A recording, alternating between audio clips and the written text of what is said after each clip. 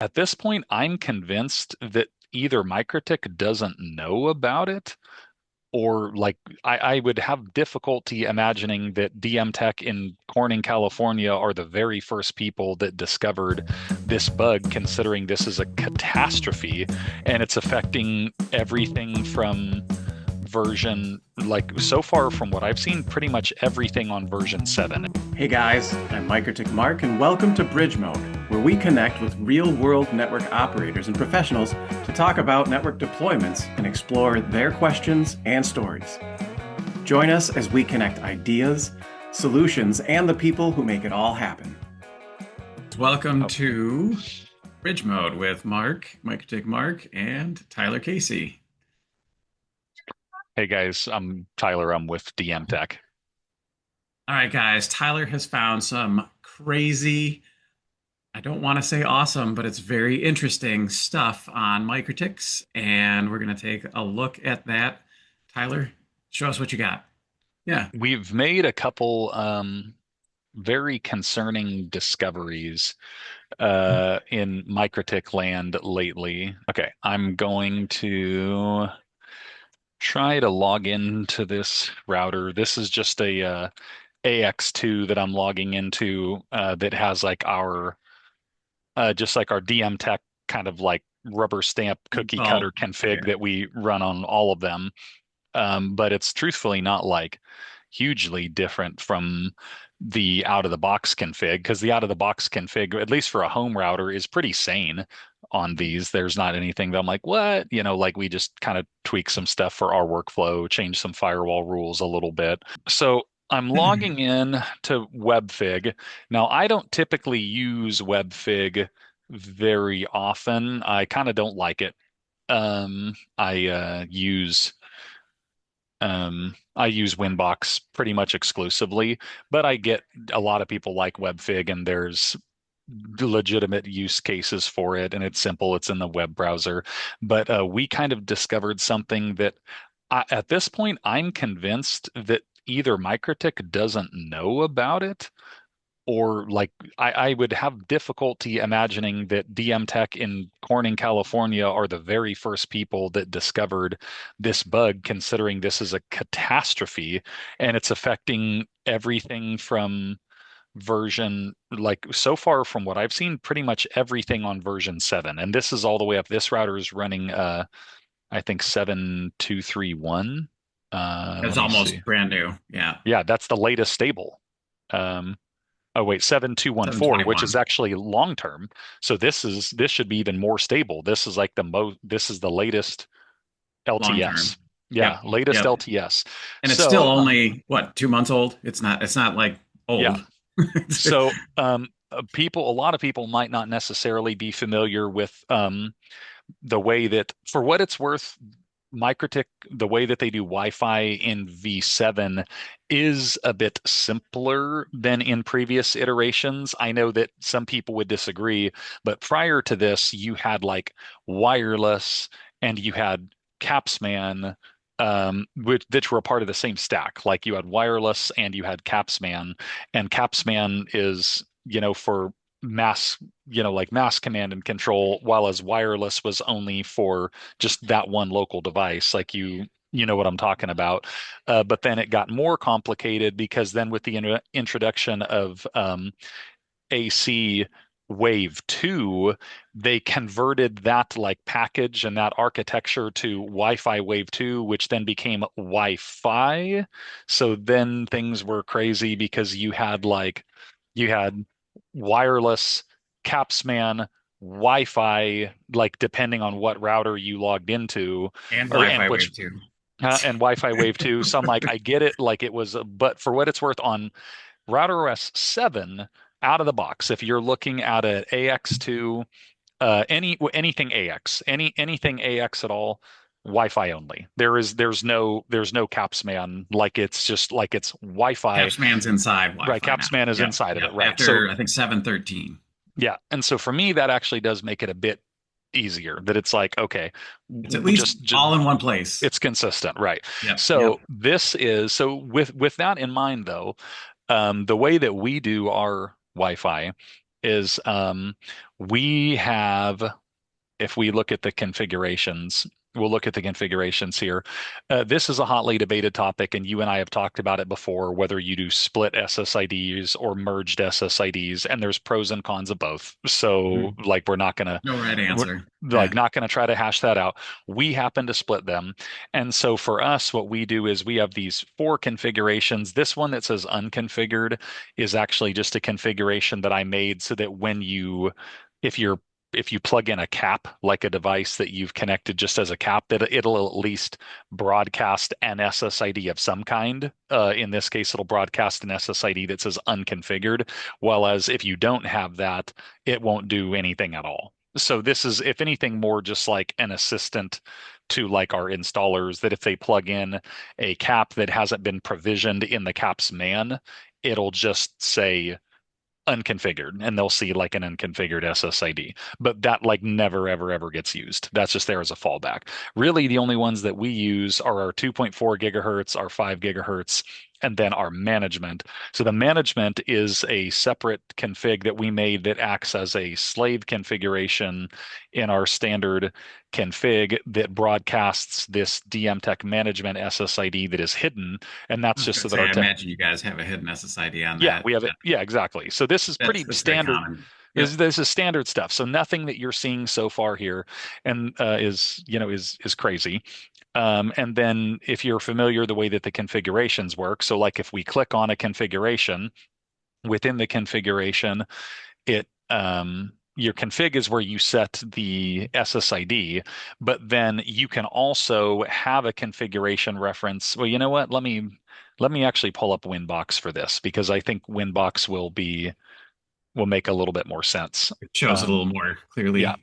if we go to Wi-Fi, um, I think by now everybody's kind of aware that you can either set the configuration on the interface itself, or you can create a configuration and it's hierarchical. So, like if I pull up the configuration, I can see that this configuration is actually referencing a channel object and it's referencing a security object and it's referencing a data path object.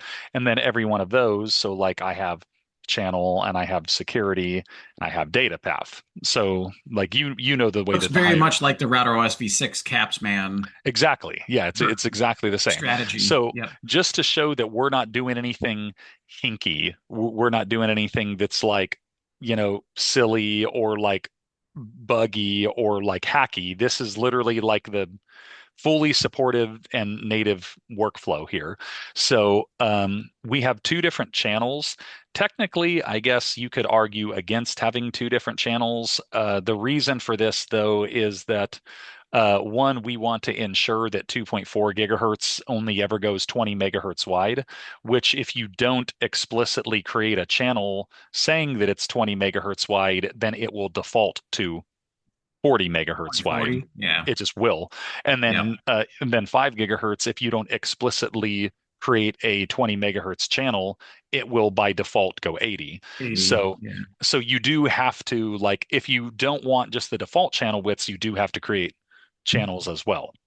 Um, and of course, I could have just created a single channel, and just rather than calling it 2.4 and 5, I could have just created one channel and made the only parameter It's in there. just be the width, just Yep. been 20 megahertz.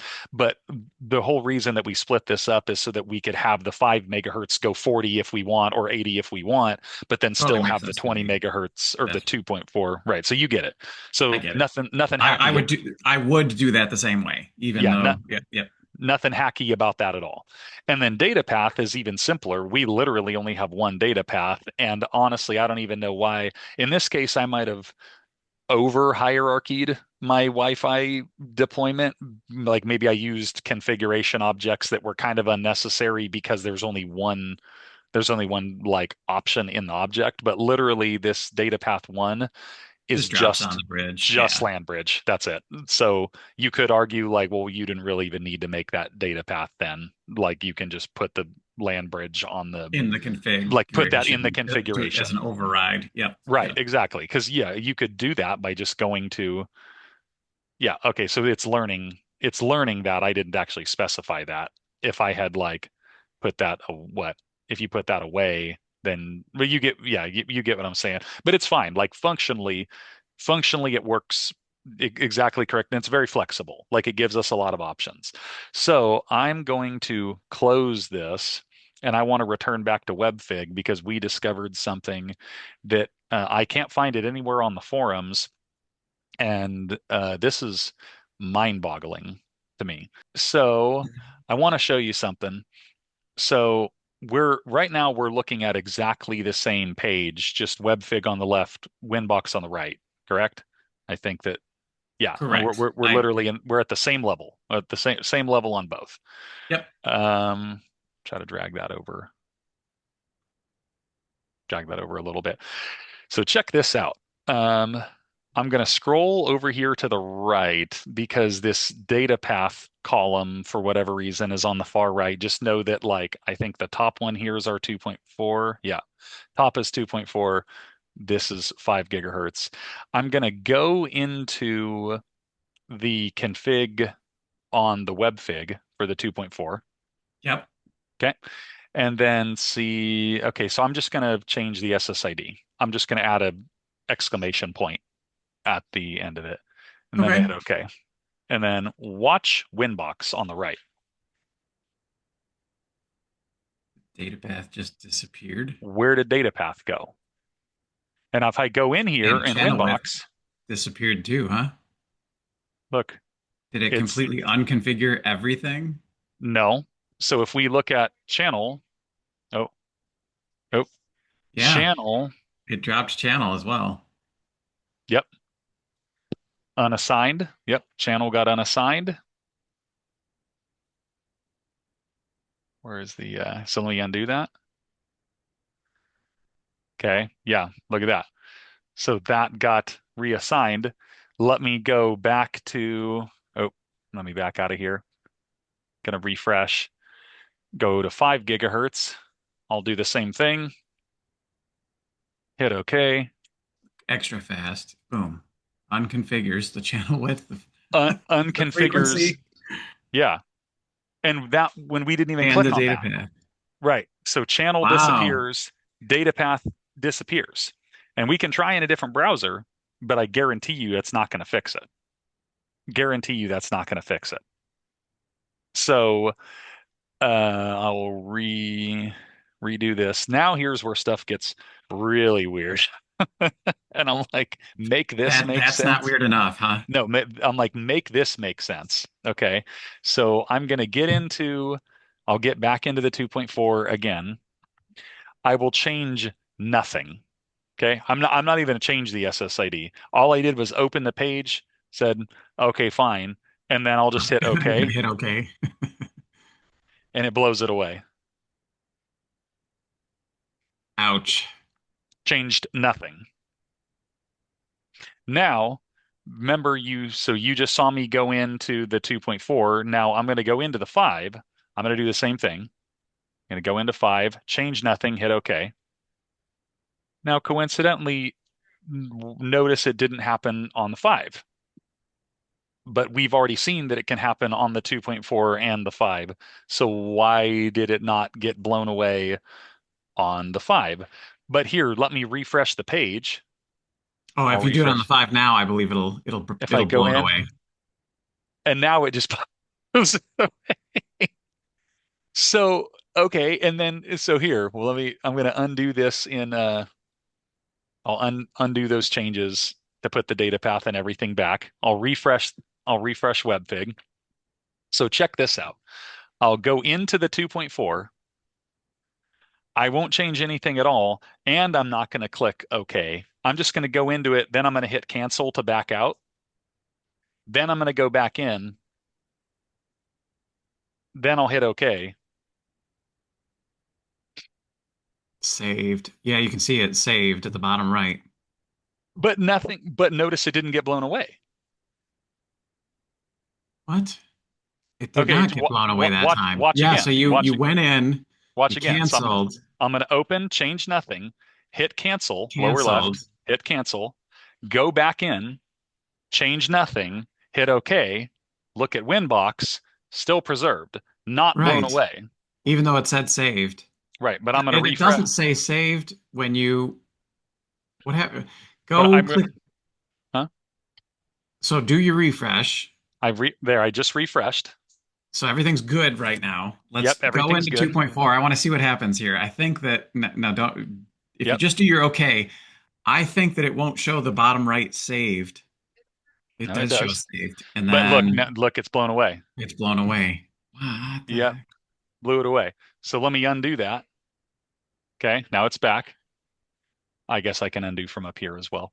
Um, refresh, but then Well, exact same you thing. gotta not trust WebFig anymore Right. after seeing So that, so Robert. I gotta go, but I'll go back into here. I'll say 2.4 Cancel. cancel.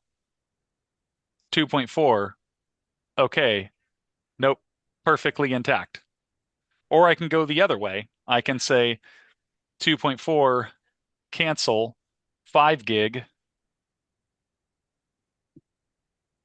no problem. Perfectly preserved. So it's like even opening a configuration object makes it so that future changes to any configuration object are protected against that bug, whatever it is. That So, is right, really surprising. And I can't imagine how frustrating that must have been discovering that. right. Well, that's what I do. I mean, I will literally, I'm the guy that'll just go ridiculously down a rabbit hole, like banging my head against the wall. So what we discovered here is in the very process. So let's say I'm going to refresh the page. I'm going to go to 2.4. I'm going to hit OK, which is going to break it. Yep, we just saw it Yep, got I blown saw it. away. Go into the 5 gig and notice it's preserved, but that's because we already went into the 2.4 configuration object. So even going into the config object for 2.4 protects any future ones that you visit until you refresh the page, That I makes sense. guess. Well, makes sense. It does. I I'm like, oh, it understand the does? behavior.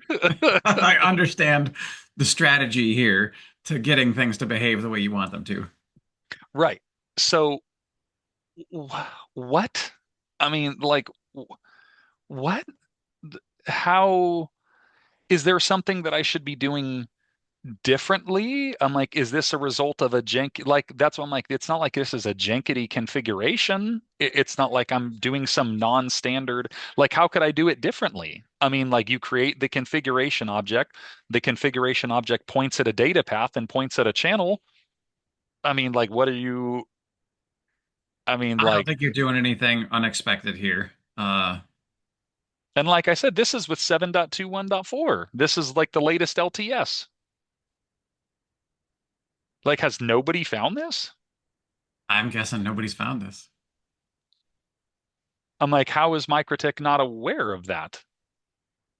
And I've tested this in 7.2.1.4 and 7.2.3.1, which is the latest stable. It's exactly the same thing. So very concerning, very weird. Um, you can imagine that that was a bit difficult for us to track down. So once we started looking at like once we figured that out, I put out like a PSA in my company and I was like, effective immediately, stop using WebFig. Like something is like really, really wrong. I don't know what it is. Like I can't fix it. You use WinBox. Like WinBox doesn't have the issue at all. Um, so that's the one thing that I wanted to show you because that's wild. And That I, is crazy weird. Well, you found something else a while back. That's a heck of a finding. yeah, I don't know why I'm always the one that finds these things. Are you a network engineer or operator with questions, ideas, and stories to share and want to connect with us on Bridge Mode? Send us an email at bridgemode@admiralplatform.com to get the conversation started.